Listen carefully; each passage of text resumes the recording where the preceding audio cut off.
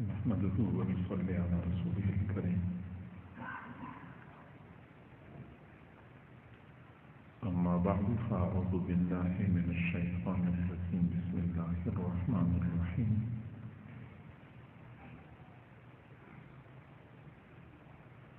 إن الشيطان لكم عدو فاتخذوه عدوا. صدق الله العظيم وبلغنا رسوله النبي الكريم ونحن على ذلك لمن الشاهدين والشاكرين والحمد لله رب العالمين. اللهم صل على سيدنا محمد وعلى آل سيدنا محمد وبارك وسلم.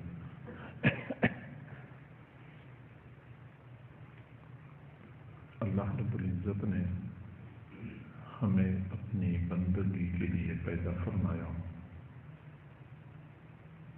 اور ہمارے مقابلے میں دو دشمن بنائے، ایک کو نفس کہتے ہیں اور ایک کو شیطان کہتے ہیں. آواز تھوڑی سی کم کر دینا، لوگوں کو تنگی ہوتی ہے.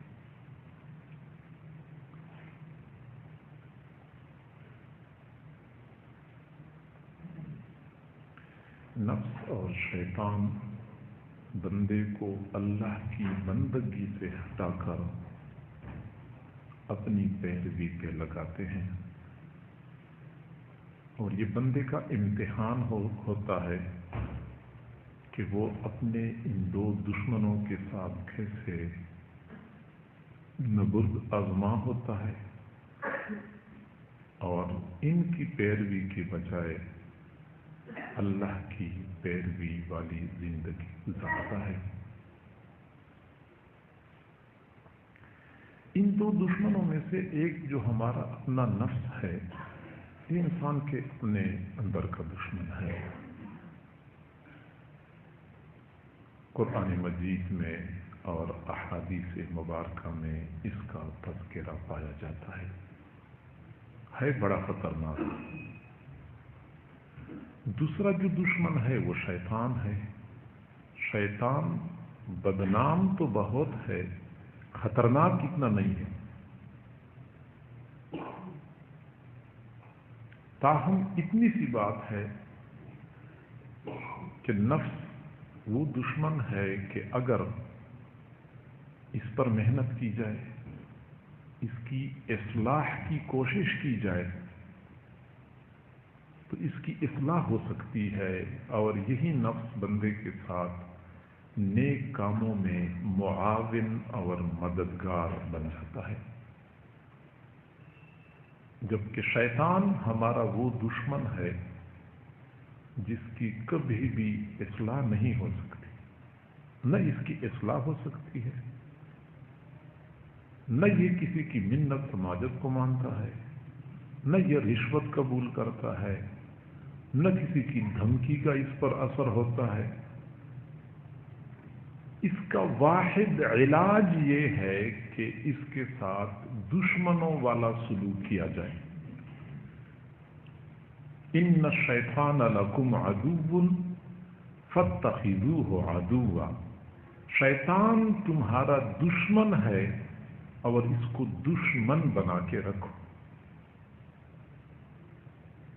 دنیا میں بہت سارے لوگ ایسے ہیں کہ ان کے ساتھ بندہ دشمنی کرے تو خطرناک ہوتی ہے، لیکن دوستی کرے تو اور زیادہ خطرناک ہوتی ہے. بہت سارے ممالک ایسے ہیں جن کے بارے میں کہا جاتا ہے کہ ان ممالک کے ساتھ دشمنی خطرناک ہے لیکن ان کے ساتھ دوستی زیادہ خطرناک. شیطان وہ دشمن ہے. انہ لیس لہ سلطان الا علی الذین یتولونہ. شیطان کا تسلط، شیطان کا غلبہ صرف ان لوگوں پر ہوتا ہے جو اس کے ساتھ دوستی لگاتے ہیں،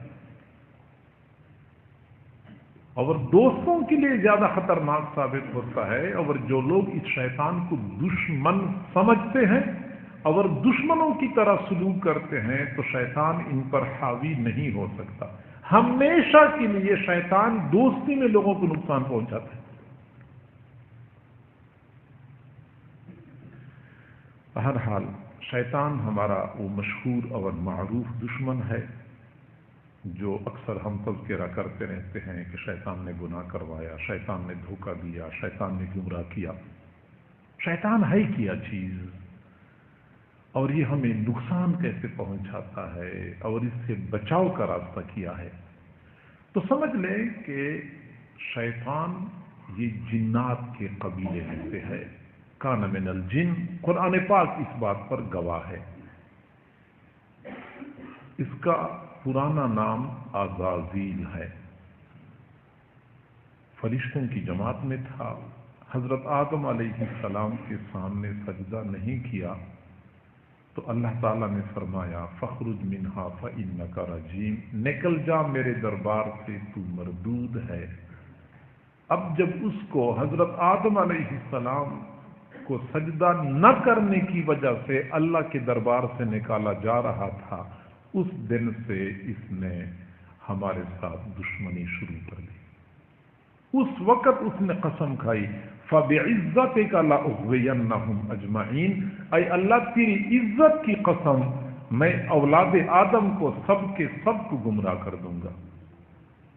لَأَحْتَنِكَنَّ ذُرِّيَّتَهُ إِلَّا قَلِيلًا، قسم کھائی کہ اللہ جس آدم علیہ السلام کی وجہ سے مجھے دربار سے نکالا جا رہا ہے، میں اس کی اولاد کی بے خونی کر دوں گا، الا قلیلا، مگر تھوڑے ہوں گے جو مجھ سے بچ جائیں گے، ورنہ اکثر کی بے خونی کر دوں گا۔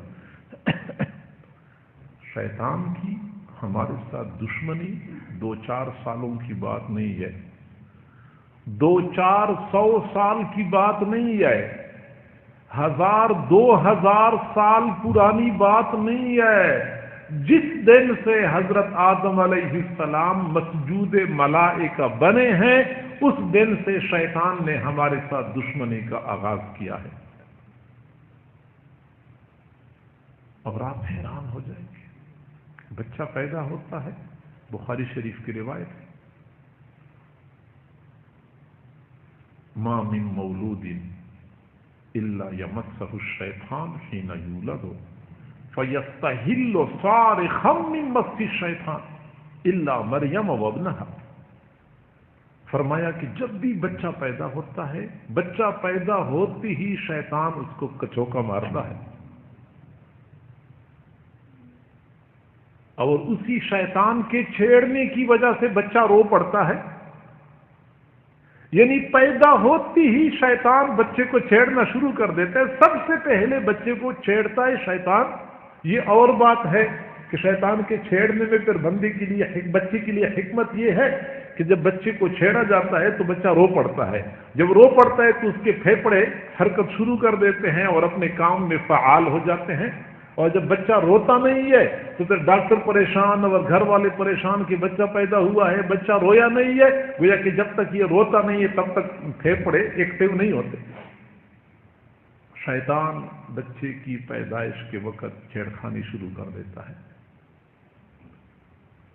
اور پھر یہ شیطان اکیلا بھی نہیں ہے، اس کے بڑے ایجنٹ ہیں، بڑے چیلے چمیٹے اس نے پالے ہوئے ہیں، اور وہ باقاعدہ روزانہ یہ تشکیل کرتا ہے۔ یہ صحیح بخاری شریف کی روایت ہے، مشکات شریف میں ہے، بخاری شریف کا تو میں نے ویسے حوالہ دیا، وہ مشکات شریف میں تو بالیقین ہے وہ حدیث کہ شیطان سمندر کی سطح کے اوپر اپنا تخت بچھاتا ہے اور پھر اپنے کارندوں کو روزانہ بھیجتا ہے، اور شام کے وقت واپس بلا کے ان سے کارگزاری سنتا ہے کہ تو نے آج کیا اور تو نے کیا اور تو نے کیا۔ اتنا منظم نیٹ ورک ہے اس شیطان کا۔ پھر یہ بندوں کو کس طرح پریشان کرتا ہے، توجہ سے بات سنیں، یہ 2 طریقوں سے بندوں کو پریشان کرتے ہیں شیاطین سارے ملا کر۔ پہلا طریقہ تو یہ ہے کہ بندے کو روحانی طور پہ مشکل میں ڈالتے ہیں، پریشان کرتے رہتے ہیں روحانی طور پہ، کہ وقفے وقفے سے دل میں گناہوں کے خیالات ڈالتے رہتے ہیں، یہ گناہ کرو تو یہ کرو، تو ایک نظر دیکھ لو، تو ایک مووی دیکھ لو اور ایک ویڈیو دیکھ لو، یہ شیطان کا کام ہوتا ہے۔ انگلیاں بندے کی رکتی نہیں ہے، شیطان ایسے بندے کو زور دے رہا ہوتا ہے کہ نہ چاہتے ہوئے نہیں چاہتا بندہ، اور پھر بھی انگلی بڑھ رہی ہوتی ہے اور وہی کچھ دیکھ رہا ہوتا ہے جس سے شیطان خوش ہوتا ہے۔ روحانی طور پہ کبھی کبھار پریشان کرتے رہتے ہیں، دل میں وساوس ڈالتے ہیں، پتہ نہیں اللہ موجود ہے بھی یا ویسے مشہور کیا گیا ہے، پتہ نہیں یہ وہی قرآن ہے یا کوئی اور قرآن ہے۔ عقیدے کے بارے میں شکوک میں ڈالتے ہیں، اعمال کے بارے میں شکوک میں ڈالتے ہیں۔ وضو کرتے ہیں بیچارے بعض لوگ سردی کے موسم میں جب وہ وضو کرتے ہیں تو آدھا تو وہ غسل کر لیتے ہیں، اتنا پانی اپنے اوپر ڈالتے ہیں ان کا وضو مکمل نہیں ہوتا۔ نماز پڑھتے ہیں گھنٹے، کئی گھنٹے بیچارے نماز میں کھڑے ہوتے ہیں، ان کی نماز مکمل نہیں ہوتی۔ یہ روحانی طور پہ شیاطین بندے کو تنگ کرتے رہتے ہیں۔ اور دوسرا طریقہ ان کا یہ ہے کہ جسمانی طور پہ تنگ کرتے ہیں، کبھی کہتے ہیں خون کی چھینٹیں پڑ گئے، کبھی کہتے ہیں کپڑوں کو کٹ لگے، کبھی کہتے ہیں گھر میں آگ لگ گئی، کبھی کہتے ہیں پیسے اٹھائے جاتے ہیں، کبھی کہتے ہیں دورے پڑتے ہیں، کبھی آدھی رات کے وقت بچے چیخنا چلانا شروع کر دیتے ہیں، کبھی دروازے بجتے ہیں، کبھی چھت کے اوپر کسی کے بھاگنے دوڑنے کی آوازیں آتی ہیں۔ یہ حسی طور پہ لوگوں کو پریشان کرتے ہیں۔ دو طریقوں سے شیاطین بندوں کو پریشان کرتے ہیں، روحانی طور پہ کہ گناہوں کے خیالات دل میں ڈالتے رہتے ہیں، یا نیک اعمال کے بارے میں پریشان کرتے ہیں، تیرا وضو نہیں ہوا، تیرا وضو ٹوٹ گیا، تیری نماز نہیں ہوئی، یہ پریشان کرتے رہتے ہیں۔ اور یا پھر حسی طور پہ پریشان کرتے ہیں، دورے پڑ گئے تو خون کی چھینٹیں پڑ گئی، رات کو ڈراؤنے خواب نظر آ گئے، بچے روتے رہتے ہیں، یہ مسائل۔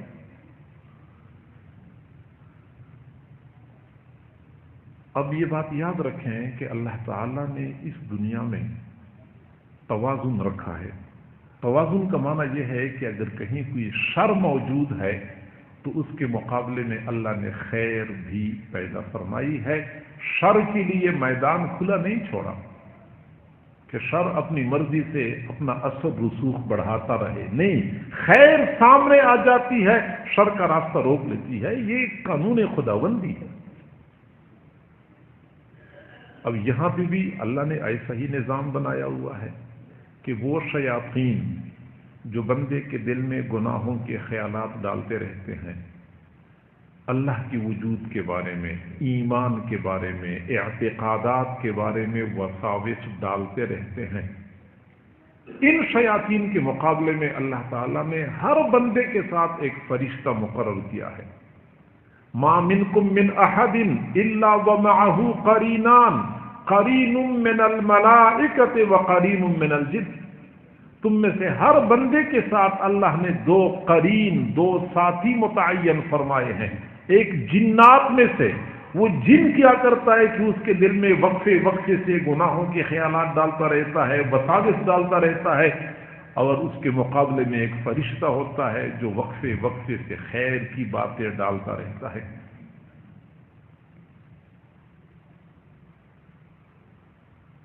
اس کے مقابلے میں اللہ نے فرشتہ پیدا کیا ہے، ہر وقت بندے کے ساتھ ہوتا ہے۔ دوسرے وہ شیاطین جو حسی طور پہ ہمیں پریشان کرتے ہیں، کہ جیسے میں نے کہا کہ دورے پڑ گئے تو ڈراؤنے خواب نظر آ گئے، تو خون کی چھینٹیں پڑ گئیں، گھر میں آگ لگ گئی۔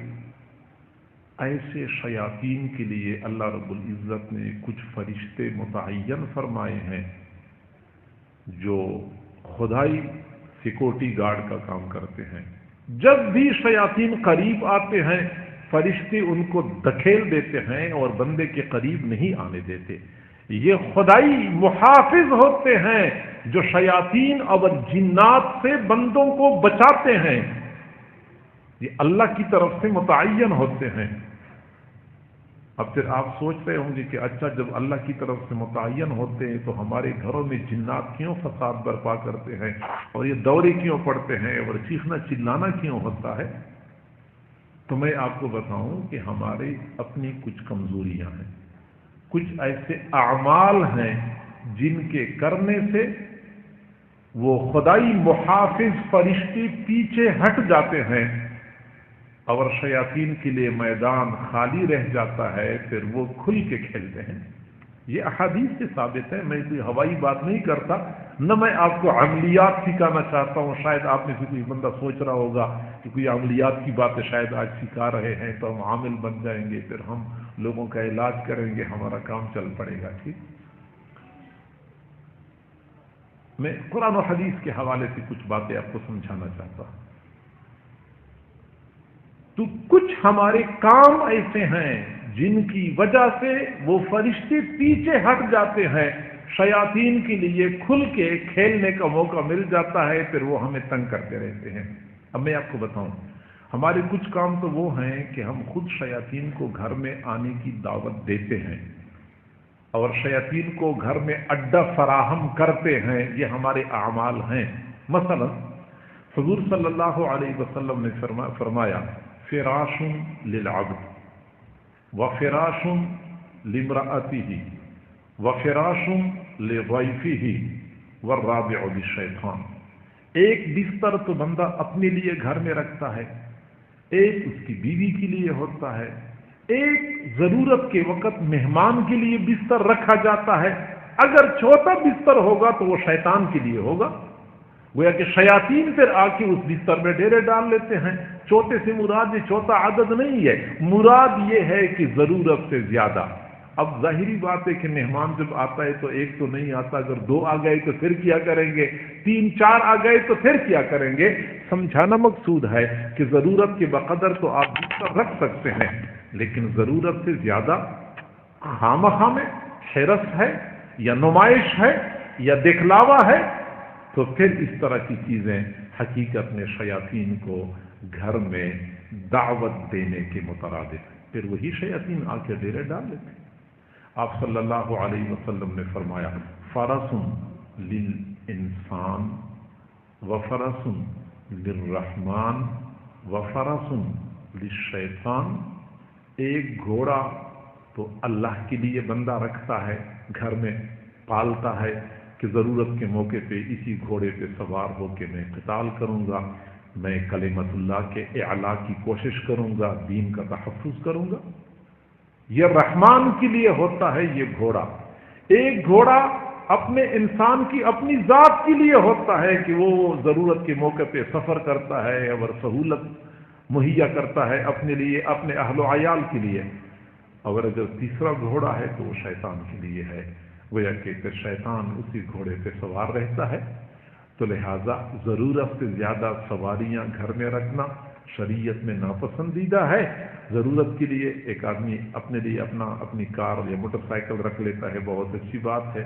اگر بیٹا ایک ہے یا دو ہیں ان کے لیے بھی کار رکھی جا سکتی ہے، لیکن بعض لوگ تو قطاریں لگاتے ہیں صرف اس مقصد کے لیے کہ ضرورت ایک گاڑی کی پوری ہو سکتی ہے، لیکن دو تین گاڑیاں اس لیے رکھتے ہیں کہ عزیز و اقارب جب ہمارے گھر میں آتے ہیں، یہ چھوٹی گاڑی ہے، یہ درمیانی والی ہے، یہ بڑی والی ہے، یہ شہر میں استعمال کے لیے ہے، یہ دوسرے شہروں میں استعمال کے لیے ہے۔ ایک تو صرف اس لیے رکھی ہوتی ہے کہ یہ کوئی شادی ہو، کوئی تقریب ہو، کوئی فنکشن ہو، کوئی جنازہ ہو، اس پہ سوار ہو کے جائیں، عزیز و اقارب اور برادری کے درمیان میری شان بڑی نظر آئے، یہ مقصد ہو تو یہ ناپسندیدہ ہے۔ گویا کہ شیاطین کو ہم خود موقع مہیا کرتے ہیں۔ اسی طرح جب کوئی آدمی گھر میں داخل ہوتا ہے، گھر کے دروازے پہ پہلے سے شیاطین بیٹھے ہوتے ہیں، انتظار کرتے ہیں کہ یہ دروازہ کھولے گا تو ہمیں اندر جانے کا موقع ملے گا۔ جب یہ داخل ہوتا ہے تو مسنون دعا پڑھتا ہے، بسم اللہ الرحمن الرحیم، بسم اللہ ولجنا وعلی اللہ ربنا توکلنا اللہم انی اسألک خیر المولج وخیر المخرج۔ جب یہ مسنون دعا پڑھ لیتا ہے، ایک شیطان دوسرے شیاطین سے کہتا ہے کہ انہ لا مبیت لکم فی ھذا البیت، تمہارے لیے اس گھر میں داخل ہونے کی گنجائش ختم ہو گئی ہے، کوئی گنجائش نہیں رہی۔ اس بندے نے دعا پڑھی ہے، اگر بندہ دعا پڑھے بغیر داخل ہوتا ہے تو شیطان باقی شیاطین میں آوازیں لگاتا ہے، ایک جن باقی جنات میں آوازیں لگاتا ہے کہ ادھر آ جاؤ، ہلمو ہلمو، آ جاؤ، تمہارے لیے گھر میں ٹھکانہ بن گیا۔ بندہ بسم اللہ پڑھے بغیر گھر میں داخل ہو گیا، ہمارے لیے بھی راستہ بن گیا۔ پھر جب یہ بندہ گھر میں کھانا کھاتا ہے اور بسم اللہ پڑھ لیتا ہے تو تو ایک شیطان باقی شیاطین سے کہتا ہے کہ لا طعام لکم فی ھذا البیت، اس گھر میں تمہیں کھانے کو کچھ نہیں ملے گا۔ وہ بسم اللہ پڑھ کے کھانا شروع کر دیا، اور جب یہ بسم اللہ پڑھے بغیر کھانا کھاتا ہے تو ایک شیطان باقی شیاطین سے کہتا ہے کہ تمہارے لیے کھانے کا بھی انتظام ہو گیا، آ جائے کھانے میں شریک ہو جائے۔ تو گویا کہ کھانے کا بھی انتظام ہو جاتا ہے، رہائش کا بھی انتظام ہو جاتا ہے، تو پھر بڑی خوشی خوشی وہ رہتے ہیں، تنگ بھی کرتے رہتے ہیں، اسی گھر میں عیش بھی کرتے ہیں۔ ان کا طریقہ ہم خود شیاطین کو اپنے گھر میں دعوت دیتے ہیں، ایک طریقہ تو یہ ہے۔ دوسرا مسئلہ یہ ہے کہ ہمارے پاس جو خدائی محافظ فرشتے ہوتے ہیں، ہمارے کچھ کرتوتوں کی وجہ سے وہ فرشتے ہمارا ساتھ چھوڑ جاتے ہیں۔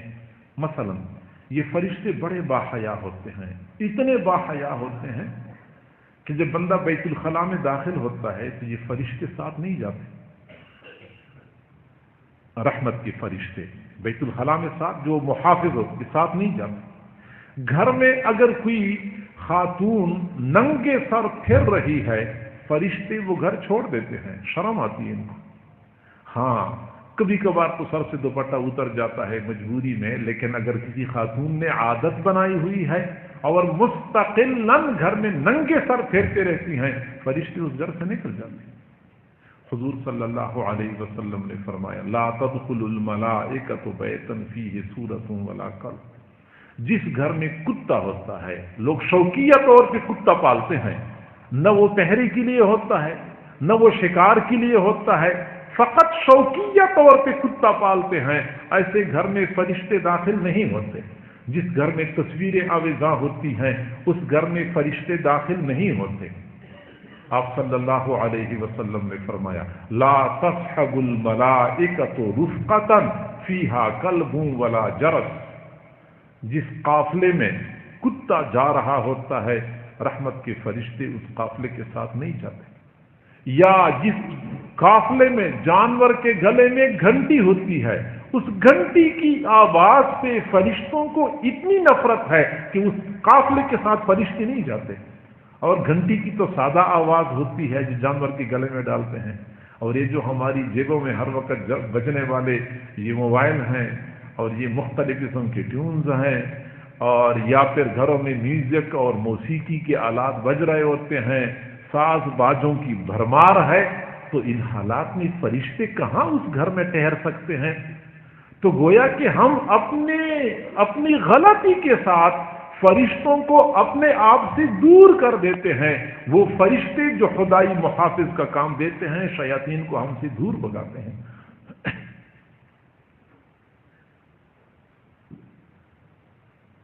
تو گھر میں تصویر کیوں لٹکاتے ہیں کہ فرشتوں کا داخلہ ممنوع ہو جاتا ہے؟ کتے کیوں پالتے ہیں کہ فرشتوں کا داخلہ ممنوع ہو جاتا ہے؟ میوزک اور موسیقی کے آلات کیوں بجاتے ہیں کہ فرشتوں کا داخلہ ممنوع ہو جاتا ہے؟ اسی طریقے سے جب ہماری بہنیں اور بیٹیاں گھر سے باہر نکلتی ہیں، بخاری شریف کی روایت ہے المرأۃ عورۃ، عورت یہ تو چھپنے والی اور چھپانے والی چیز ہے، فإذا خرجت استشرفها الشیطان، اور جب یہ گھر سے نکلتی ہے تو شیطان اس کی طاق میں ہوتا ہے، شیطان طاق میں ہوتا ہے۔ اب جب چہرے کا پردہ نہیں ہے تو اللہ کی فرشتے تو اس پر لعنت بھیجتے ہیں، جیسا کہ صحیح احادیث سے ثابت ہے۔ فرشتے تو ساتھ نہیں جاتے، جب فرشتے ساتھ نہیں جاتے تو پھر ظاہری بات ہے کہ جنات کو کھل کے کھیلنے کا موقع مل جاتا ہے۔ ایک طرف تو کسی بیٹی کا بغیر پردے کے گھر سے باہر نکلنا فرشتوں کو پیچھے دھکیلنے اور شیاطین کو اپنی طرف آنے کی دعوت دینے کے مترادف ہے۔ دوسری جانب صحیح احادیث سے ثابت ہے کہ جب کوئی بندہ صبح سویرے بازار کی طرف جاتا ہے غدا برأیت الشیطان، تو وہ شیطان کا جھنڈا لے کر بازار کی طرف جا رہا ہوتا ہے، گویا کہ بازار یہ شیاطین اور جنات کے اڈے ہوتے ہیں۔ اب اگر خواتین پردہ کیے بغیر گھر سے باہر نکلتی ہیں، رحمت کے فرشتے ساتھ نہیں ہوتے، ادھر پھر بازاروں میں پھر رہے ہوتے ہیں گھنٹہ 2 گھنٹے، اور وہاں پہ پھر حال یہ ہوتا ہے کہ پھر شیاطین اور جنات کے ڈیرے ہوتے ہیں، تو ظاہری بات ہے کہ پھر جنات اور شیاطین کو بھی تو چھیڑ چھاڑ اچھی لگتی ہے تو وہ چھیڑنا شروع کر دیتے ہیں. نتیجہ کیا نکلتا ہے؟ کپڑوں کو کٹ لگے، کبھی کہتے ہیں کہ بال کٹ رہے ہیں، کبھی کہتے ہیں کپڑوں کو آگ لگی، کبھی کہتے ہیں دورے پڑتے ہیں، خون کی چھینٹیں پڑتی. یہ سارے جو شیطانی حرکتیں ہوتی ہیں یہ اس وجہ سے ہوتی ہیں کہ اللہ رب العزت نے ہماری حفاظت کا جو قدرتی انتظام فرمایا ہے، ہم اس خدائی تحفظ سے اپنے آپ کو خود باہر نکال کے اپنے آپ کو خطرے میں ڈال رہے ہوتے ہیں. حق بنتا ہے کہ ایک تو ہم کوئی ایسا کام نہ کریں جس کی وجہ سے وہ رحمت کے فرشتے ہم سے دور ہو جائیں. دوسری بات یہ کہ کچھ اوقات تو ایسے ہوتے ہیں کہ رحمت کے فرشتے ویسے ساتھ چھوڑ جاتے ہیں. جیسے میں نے کہہ دیا کہ بیت الخلاء میں بندہ داخل ہوتا ہے تو یہ فرشتے جو رحمت کے ہیں ہر وقت ساتھ ہوتے ہیں لیکن اس وقت ساتھ نہیں ہوتے. یا بندہ کسی ایسی کیفیت میں ہے کہ جسم پہ کپڑا نہیں ہے، کپڑے تبدیل کر رہا ہے، یا دوسری امور میں کہ جسم پہ کپڑے نہیں ہوتے، تو ان حالات میں فرشتے ساتھ نہیں ہوتے. پھر حفاظت کیسی ہوگی؟ تو پھر حضور صلی اللہ علیہ وسلم نے ہمیں مسنون دعائیں بتائی ہیں کہ ان دعاؤں کے ذریعے تم شیاطین اور جنات کے حملوں سے بچ سکتے ہو. فرمایا ان هذه الحشوش محتضرۃ فاذا دخل احدكم الخلاء فليقل اللهم انی اعوذ بک من الخبث والخبائث. یہ جو تمہارے بیت الخلاء ہیں یہ تو جنات اور شیاطین کے اڈے ہیں. تم میں سے کوئی بندہ بیت الخلاء میں داخل ہوتا ہے تو مسنون دعا پڑھا کرے اللہم انی اعوذ بک من الخبث والخبائث. وہ خبیث شیاطین اور خبیث جنیاں اور چڑیل، اللہ میں ان کی شرارت سے پناہ مانگتا ہوں. بندہ اس طریقے سے پناہ مانگتا ہے تو اللہ تعالیٰ اس کو محفوظ رکھتا ہے. دوسرا یہ کہ جب بیت الخلاء میں شیاطین اور جنات کے ڈھیرے ہوتے ہیں وہاں ان کے مرد نر بھی ہوتے ہیں اور مادہ بھی ہوتی ہیں. تو جب کوئی مرد داخل ہوتا ہے اور اپنے جسم سے کپڑے ہٹاتا ہے تو وہ توہین سمجھتے ہیں، ہماری مادہ کے سامنے اس نے اپنے کپڑے ہٹا لیے. پھر وہ غصہ کرتے ہیں، پھر وہ بدلہ لیتے ہیں، پریشان کرتے ہیں. پھر حضور صلی اللہ علیہ وسلم نے فرمایا ستر ما بین اعین الجن و بین عورات بنی آدم بسم اللہ الرحمن الرحیم. کہ جب کوئی بندہ کپڑے ہٹاتا ہے اس سے پہلے وہ بسم اللہ پڑھ چکا ہوتا ہے، پھر کپڑے ہٹا بھی لیتا ہے تو جنات اور بندے کے جسم کے درمیان بسم اللہ حائل بن جاتا ہے اور جنات کو بندے کا وہ بے لباس جسم نظر نہیں آتا. اس طریقے سے جنات کے شر اور شرارتوں سے بندہ بچ جاتا ہے.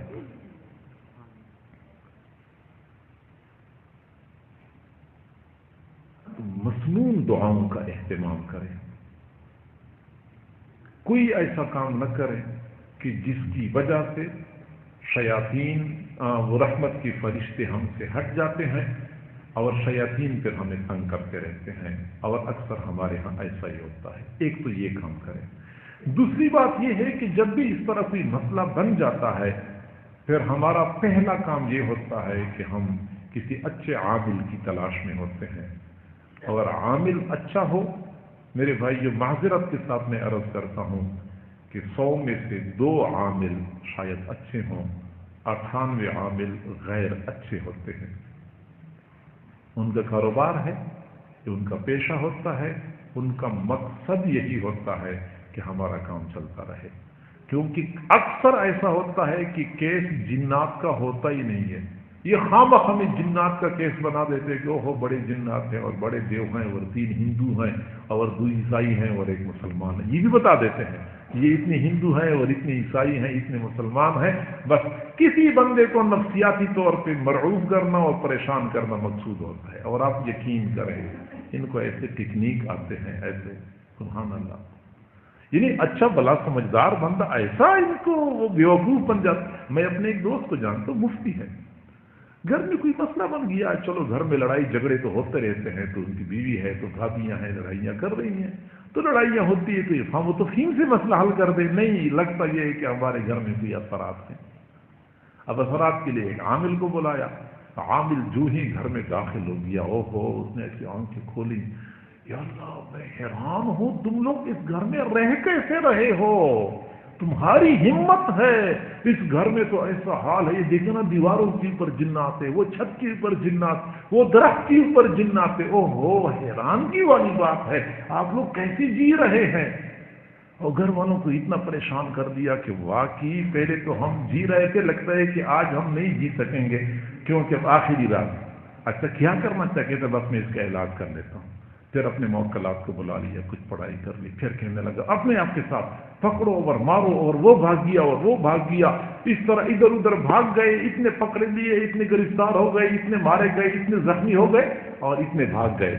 یہ بھاگنے والی بھی چھوڑ دیتے، کچھ بھاگ گئے تاکہ دوبارہ ہمارے لیے بھی آنے کا راستہ ہموار ہو۔ 10,000 تو گرفتار کر کے ایک بوتل کے اندر بند کر دیا۔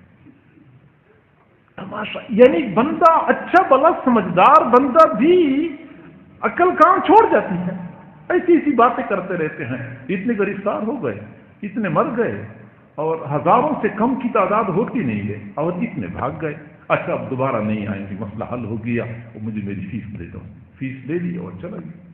3-4 دنوں کے بعد پھر وہی حالات، وہ پھر آ گئے، پھر جب پھر آ گئے تو کہنے لگا او ہو، وہ جو بھاگ گئے تھے نا زندہ، وہ اوروں کو لے کے آ گئے ہیں، اب ایک مرتبہ پھر مارے کا برپا ہوگا، تو پھر اتنے پکڑے گئے، اتنے مارے گئے، اتنے گرفتار ہو گئے، اتنے زخمی ہو گئے، پھر دوبارہ چلا گیا، دوبارہ نہیں آئیں گے، لیکن کچھ بچ کے بھاگ گئے۔ یہ بھاگنے والے بھی ضروری ہوتے ہیں۔ اچھا پھر چند دنوں کے بعد جب دوبارہ بلا لیا گیا کہ یار پھر حالات خراب ہیں، ادھر سے اس نے دیکھ لیا کہ جو کچھ ان بیچاروں کے پاس جمع پونجی تھی وہ تو میں نے اپنی سمیٹ لی ہے، تو تیسری مرتبہ میں کہہ دیا کہ یار حالات بہت خراب ہیں، اب میرے بس سے باہر ہے، اب جو وہ اس دفعہ جنات لے کے آئے ہیں نا، اب یہ میرے سے قابو نہیں ہوتے، میرے بس سے باہر بات ہے، کسی اور کو بتا دو۔ یہ ان کا کام ہے۔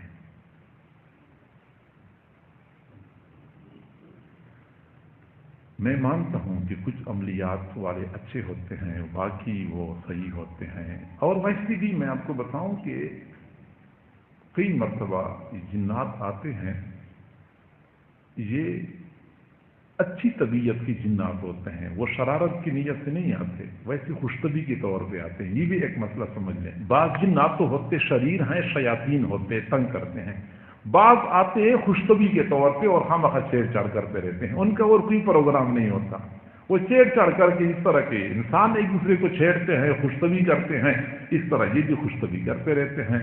تو آپ لوگوں نے دیکھا ہوگا کہ اگر آپ کسی بندے سے کوئی بات کریں اور وہ چھیڑ جائے، پھر ہر بندہ اس کو وہی بات کرتا رہتا ہے تو وہ غصہ کرتا ہے، اگر وہ چھیڑے نا تو پھر کوئی پرواہ نہیں کرتا، چھوڑ دیتے ہیں۔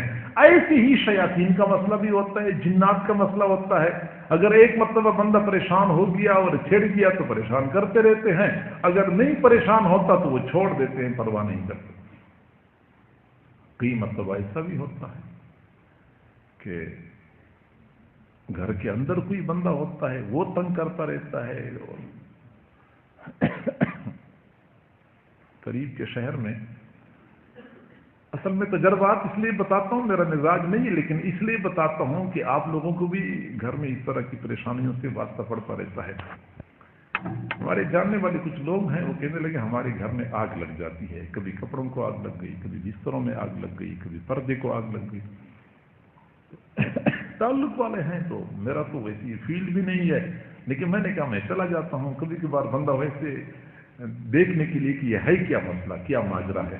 مجھے عام طور پہ یہ ہوتا ہے کہ شاید کوئی ڈرامہ ہو، حقیقت میں کوئی جن وغیرہ نہ ہو۔ جب میں ان کے گھر میں گیا تو میں نے دیکھ لیا کہ ایک ہی گھر میں 3 بھائی رہتے تھے، یعنی بڑی ساری چاردیواری، اور ایک کونے میں ایک بھائی نے 3-4 کمرے بنائے تھے، اگلے کونے میں اگلے بھائی نے بنائے تھے، اگلے کونے میں اگلے بھائی نے بنائے تھے، تو 3 بھائی تھے یا شاید 4 تھے، تو ایک ہی چاردیواری کے اندر رہ رہے تھے۔ تو مجھے یہ شک پڑ گیا کہ شاید یہ ایک بھائی کے اہل و عیال ان لوگوں کو تنگ کرتے رہتے ہیں، اور یہ وہی لوگ چھیڑ چھاڑ کرتے ہیں، ان کی بے دھیانی میں کہیں آگ لگائی تو کہیں شرارت کر لی، کپڑے پھٹ گئے تو کینچی سے کٹ لگ گئے۔ تو میں نے ان سے کہا کہ اچھا ایسا کریں کہ میں آپ کے لیے پانی دم کرتا ہوں، اور آپ نے پانی یہ اپنے 3-4 کمروں کے سامنے ایسے چھڑکنا ہے، اور دوسرے جو گھروں کے لوگ ہیں نا وہ ادھر داخل نہ ہوں. آپ کے اپنے بچے اپنی بیوی تو یہاں رہے گی، لیکن ان گھروں کے بچے اور بڑے یہاں داخل نہیں ہوں گے. 3 دن کے لیے پابندی لگا دیں ان پر. میرا صرف یہ مقصد تھا کہ اگر وہ لوگ تنگ کرتے ہیں تو پتہ چل جائے گا. تو انہوں نے وہ پانی روزانہ چھڑکنا شروع کر دیا اور وہ لوگ نہیں آ رہے تھے گھر میں. 2 دن تو آگ نہیں لگی اور تیسرے دن آگ لگ گئی. تو میں سمجھ گیا کہ باہر والا کوئی شرارت نہیں کرتا، اسی گھر کے کچھ لوگ ہیں جو شرارت کرتے ہیں. ان میں سے ایک بیٹا ہے، وہ تو ماشاءاللہ سمجھدار ہے، قرآن کا حافظ ہے، مجھے اس کے بارے میں کوئی شک نہیں تھا. ایک چھوٹا بچہ ہے، وہ پرائمری میں پڑھتا ہے، اس کے بارے میں مجھے کوئی شک نہیں. 2 بیٹیاں تھیں، مجھے شک تھا کہ شاید یہ بیٹیاں ہیں، جوان العمر ہیں. کئی مرتبہ مسائل ہوتے ہیں گھروں میں، رشتوں کے مسائل ہوتے ہیں، دوسرے مسائل ہوتے ہیں، تو تنگ کرتے رہتے ہیں. تو مجھے ان کے بارے میں شک تھا. میں نے ان کو بلایا، پردے کے پیچھے بیٹھا کے ان سے پوچھا، انہیں کچھ وظائف بتا دیے. میں نے کہا آپ کے اوپر کبھی کوئی دورہ وغیرہ پڑتا ہو، کوئی خواب نظر آتے ہوں، کوئی ڈر گھبراہٹ ہوتی ہو. صرف مقصد میرا یہ تھا کہ وہ بالکل ٹھیک ٹھاک سلیم الطبع، کوئی مسئلہ نہیں تھا. میں نے اس سے کہا کہ آپ کی کوئی عزیز و اقارب ہیں؟ کہ میں لگے ہاں میرے عزیز و اقارب تو ہیں، رشتہ دار ہیں. تو میری بہن رہتی ہے فلاں قصبے میں. میں نے کہا اپنی ایک بیٹی کو فلاں قصبے میں بھیج دو، ہفتے کے لیے وہاں چلی جائے. ایک بیٹی کو وہاں بھیج دیا. تو اس گھر میں تو اطمینان اور سکون تھا. وہ باپ کے گھر میں، وہ جہاں چلی گئی اس گھر میں آگ لگ گئی. تو میں سمجھ گیا کہ وہاں چلی گئی تو وہاں آگ لگ گئی، تو آگ لگانے والا کون ہے؟ پھر جب میں نے اس کو بلا لیا، میں نے کہا آپ لے آئے، وہاں مدرسے میں بلا لیا. اس لڑکی کو میں نے کہا کہ خدا کی بندی آپ کیوں تنگ کرتے ہیں دوسروں کو؟ نہیں مجھے کچھ نہیں ہوتا، میں نے کچھ بھی نہیں کیا. میں نے کہا آپ کے اوپر جنات کا اثر ہے، میں آپ کے اوپر اصلی جن بھیج دوں تو آپ کو پتہ چل جائے گا کہ جنات آگ سے بنے ہوتے. وہ بیچاری ڈر گئی. اس نے صاف صاف بتا دیا کہ مسئلہ کیا ہے. تو یہ صرف ایک بات ہے، یقین کریں میرے سامنے 20 ایسے واقعات ہیں. اس وقت ٹائم میں نہیں بتا سکتا، لیکن 20 میں بتا رہا ہوں، بلا مبالغہ بتا رہا ہوں. میں سینکڑوں نہیں بتا رہا، لیکن 20 میں آپ کو گن کے بتا سکتا ہوں کہ کوئی جن نہیں ہوتے، کوئی اور کچھ نہیں ہوتا، خالص بس تصنع ہوتا ہے. یہ رہاڑی سے ایک بندہ میرے پاس، رہاڑی نہیں بورے والا سے، گرمیوں کا موسم تھا، آج سے تقریباً 20 سال پہلے کی بات ہے. ہمارے مدرسے میں رات کا وقت تھا، عشاء کے بعد شدید آندھی آئی ہوئی تھی. اتنی شدید آندھی کہ بالکل رات کا وقت بجلی چلی گئی تھی. 5 فٹ کے فاصلے پہ بندہ نظر نہیں آ رہا تھا. میں کمرے کے اندر بیٹھا ہوا تھا، اچانک مدرسے کے صحن میں شور برپا ہو گیا. اونچی آواز سے کوئی بندہ نعرے لگا رہا تھا. میں نے کہا یا اللہ یہ کیا تماشا بن گیا، کیا پریشانی. جب میں باہر نکل آیا تو میں نے دیکھ لیا کہ مدرسے کے صحن میں 3 بندے کھڑے تھے اور درمیان میں چھوٹا ایک اور بندہ تھا اور اس کو رسیوں سے باندھا ہوا تھا اور وہ چیخ رہا تھا، چلا رہا تھا. میں نے جب قریب سے جا کے دیکھ لیا موبائل کی روشنی میں تو نظر تو مجھے آ گیا کہ کوئی ایک بندہ ہے بیچارہ رسیوں میں بندھا ہوا ہے. میں نے سب سے مصافحہ کیا. وہ جو بندہ رسی میں بندھا ہوا تھا کہتے میں تو آپ سے معانقہ کروں گا. اب قد کاٹتی ماشاءاللہ کافی بڑا، اور کہتے میں معانقہ کروں گا. میں نے ڈرتے معانقہ تو کر لیا. خیر میں نے پوچھا کہ مسئلہ کیا ہے. انہوں نے بتا دیا کہ دماغی توازن خراب ہے اور یہ ہے، گھر سے باہر نکل جاتا ہے، بھاگ جاتا ہے اور جنات ہیں. اور بیچارے گھر والے بہت پریشان تھے. میں نے کہا چلو اس کو لے میرے پاس. کمرے میں لے کے آ گئے. باقیوں کو میں نے نکال دیا. مجھے اندازہ ہو گیا کہ یہ ویسے ہے، کوئی مسئلہ نہیں ہے. باقیوں کو میں نے نکال دیا. میں نے اس سے پوچھا کہ بھائی کیا مسئلہ ہے، صاف صاف بتاؤ. اس نے کہا مجھے پتہ نہیں چل جاتا، میں پھر گھر سے بھاگ جاتا ہوں تو میں کپڑے پھاڑتا ہوں تو مجھے پتہ نہیں چلتا، مجھ پہ جنات کا اثر ہے. تو یہ ہے. میں نے پوچھا کہ شادی ہو چکی ہے؟ کہتے سارا مسئلہ ہی شادی کا ہے. تو میں نے کہا تو صاف صاف بتا دو. پتہ چلا یوں کہ اس اللہ کے بندے کی شادی پہلے ہو چکی تھی اور اس نے خواہ اپنی بیوی کو طلاق دی. تو گھر والے اس بات پہ غصے تھے کہ جب تیری شادی ہم نے اچھی جگہ پہ کی تھی، اچھی لڑکی تھی، خواہ تو نے طلاق دی ہے، اب ہم دوبارہ تمہاری شادی نہیں کروائیں گے. اور اس کا اصرار تھا کہ میری شادی کرواؤ. گھر والے کہہ رہے تھے کہ آپ نے پچھلی لڑکی کے ساتھ زیادتی کی ہے، ہم نے دوبارہ تمہاری شادی نہیں کروانی. بس اس نے کہا سارا مسئلہ ہی شادی کا بنا ہوا ہے. بس پھر میں نے ان کے گھر والوں کو سمجھایا، اس کو تعویذ بنا کے دے دی کہ چلو یہ ٹھیک ہو جائے گا، لیکن آپ لوگ بھی کوشش کریں گے اس کا مسئلہ حل کر دیں. ٹھیک ہو, آج بھی وہ بندہ آتا ہے اور اس کو کوئی احساس نہیں ہے, آتا ہے مجھے کہتا ہے میں وہ وابڈا والا ہوں, وہ وابڈا میں ملازم ہے, مجھے اپنا تعارف بھی کراتا ہے کہ میں وہ وابڈا والا ہوں جو جس کا دماغی توازن ٹھیک نہیں ہے. تو میرے بھائیو, کئی مرتبہ یہ حقیقت میں جنات کا کیس نہیں ہوتا, یہ کوئی اور مسئلہ ہوتا ہے کہ یہ ایکٹنگ کی جاتی ہے اور یہ تصنع اختیار کیا جاتا ہے. لیکن اگر جنات کا مسئلہ ہو تو پھر ہمیں کیا کرنا چاہیے؟ اب یہ بات سمجھ لیں کہ ہمیں کیا کرنا چاہیے. عملیات والوں کے پاس جائیں گے, مسئلہ حل نہیں ہوتا. صحیح ترمذی شریف کی روایت ہے, حضور صلی اللہ علیہ وسلم نے فرمایا کہ اللہ رب العزت نے زمین اور آسمان کی تخلیق سے پہلے, زمین اور آسمان کی پیدائش سے 2000 سال پہلے ایک کتاب لکھی. اس کتاب میں سے 2 آیتیں قرآن مجید میں نازل فرمائیں. سورۃ البقرہ کی آخری 2 آیتیں, آمن الرسول سے لے کر سورۃ بقرہ کے آخر تک, کسی گھر میں 3 دن کے لیے پڑھی جائیں تو اس گھر میں کوئی جن, کوئی شیطان نہیں ٹھہر سکتا. اب عملیات والے آپ کو وظائف بتاتے ہیں, ہم بڑا یقین کر لیتے ہیں, جبکہ حضور صلی اللہ علیہ وسلم نے یہ وظیفہ بتایا ہے, اس سے زیادہ کوئی صحیح اور مجرب وظیفہ کوئی اور نہیں ہو سکتا. ہمیں چاہیے کہ ہم اس طرح کے وظائف کر لیا کریں, مصنون دعاؤں کا اہتمام کریں. حدیث شریف میں آتا ہے جس گھر میں سورۃ بقرہ پڑھی جاتی ہے شیطان اس کے قریب نہیں آ سکتا. تو سورۃ البقرہ پڑھنے کا عادت بنایا کریں. اگر آپ کہتے ہیں ہم نہیں پڑھ سکتے, تو آج کل تو آسانی ہو گئی ہے کہ لوگ ریکارڈنگ لگا لیتے ہیں, تو وہ تقریباً 50 منٹ میں یا 60 منٹ میں 1 گھنٹے میں وہ ریکارڈنگ میں سورۃ بقرہ ختم ہو جاتی ہے. گھر میں لگا لیتے ہیں, چل رہی ہوتی ہے, گھر کی خواتین اپنا کام کاج کر رہی ہوتی ہیں. یوں بھی شیاطین کے اثرات کو ختم کیا جا سکتا ہے. اور اسی طرح صحیح بخاری شریف کی روایت ہے, حضور صلی اللہ علیہ وسلم کے پاس صدقہ فطر کی کھجوریں بہت ساری جمع ہو گئی. رمضان شریف کا مہینہ تھا, صحابہ کرام صدقہ فطر کی کھجوریں حضور کے پاس جمع کراتے تھے, پھر آپ صلی اللہ علیہ وسلم فقراء اور مساکین میں تقسیم کرتے تھے.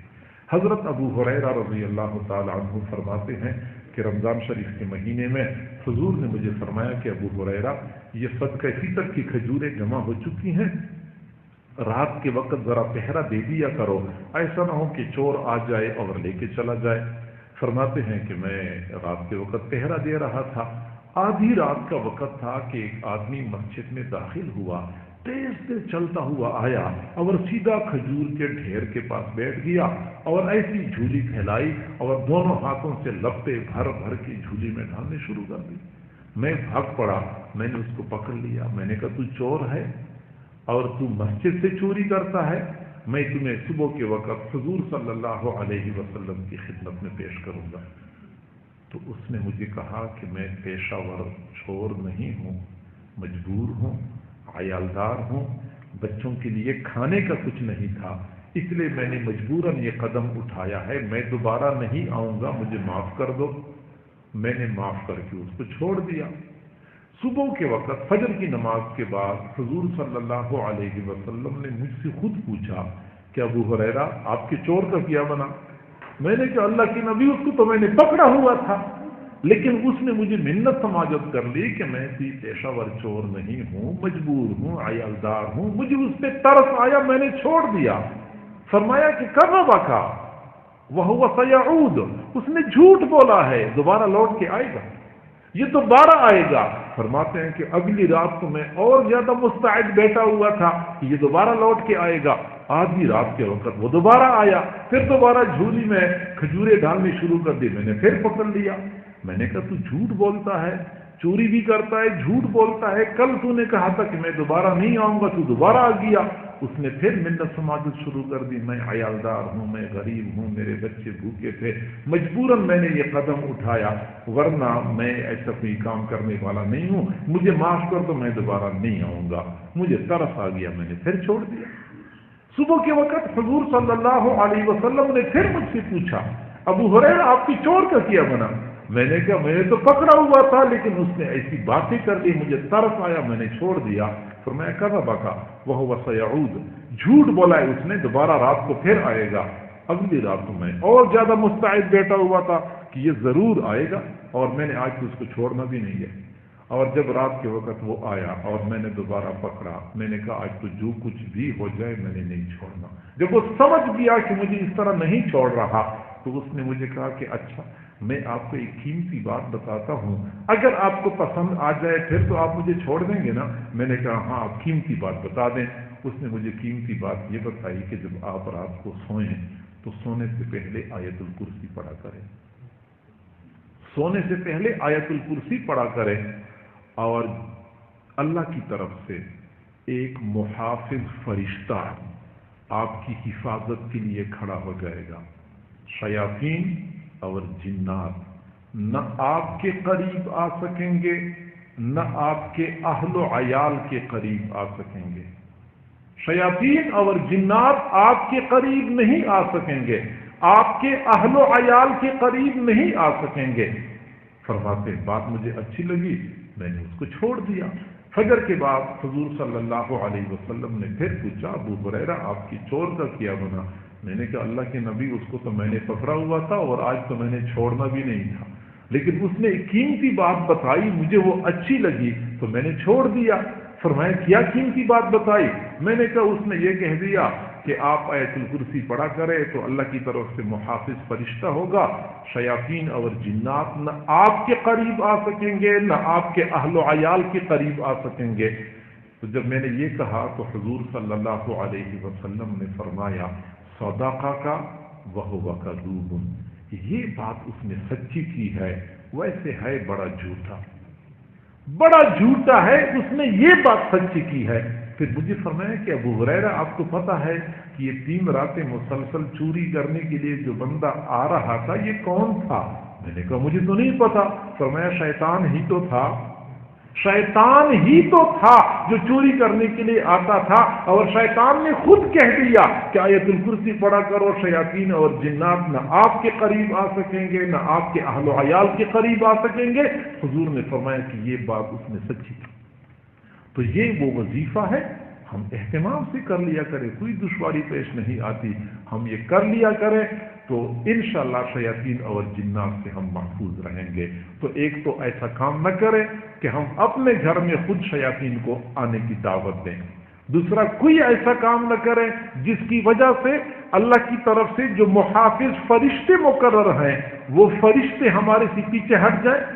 تیسری بات یہ کہ مسنون دعاؤں کا اہتمام کریں. اور چوتھی بات یہ کہ عملیات والوں کے پاس جانے کی بجائے یہ آسان سا عمل کر لیا کریں. یقین کریں اللہ رب العزت ہماری حفاظت فرمائیں گے. اللہ تعالی ہمیں شیاطین اور جنات کے شرور اور فتنوں سے مأمون و محفوظ فرمائے. وآخر دعوانا ان الحمد للہ رب العالمین. دعا کرتے ہیں لیکن دعا سے پہلے تھوڑی دیر کے لیے